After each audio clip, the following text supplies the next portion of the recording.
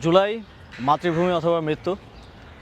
এই বইটি মূলত আমার জুলাই গণঅভ্যুত্থানের যেই ব্যক্তিগত অভিজ্ঞতা এবং জুলাই গণঅভ্যুত্থানের অনেকগুলো গুরুত্বপূর্ণ ডিসিশন নেয়ার যে প্রক্রিয়া এবং আমার একান্তই ব্যক্তিগতভাবে আমি ঠিক যেভাবে এক্সপিরিয়েন্স করেছি জুলাই গণঅভ্যুত্থানকে সেই ইতিহাস তুলে ধরার চেষ্টা করেছি।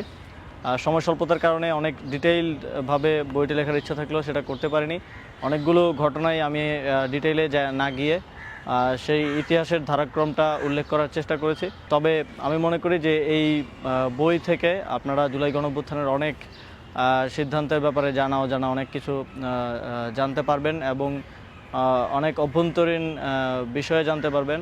এবং আমি চাই যে জুলাই গণঅভ্যুত্থানে যারাই ছিলেন, কি রোল থেকে শুরু করে যারা বিভিন্ন জায়গায় ফাইট করেছেন, বিভিন্ন এলাকায় আন্দোলনকে সংগঠিত করেছেন, সবাই আপনাদের ইতিহাসগুলো আপনাদের চোখে জুলাইকে কিভাবে দেখেছেন সেটা লিখবেন এবং এই জুলাই গণঅভ্যুত্থানকে বাংলাদেশের মানুষের জন্য, পরবর্তী প্রজন্মের জন্য আমরা যেন সংরক্ষিত করে রেখে যেতে পারি। জুলাই গণঅভ্যুত্থানের ইতিহাসকে যেন আমরা পরবর্তী প্রজন্মের কাছে প্রেজেন্ট করতে পারি।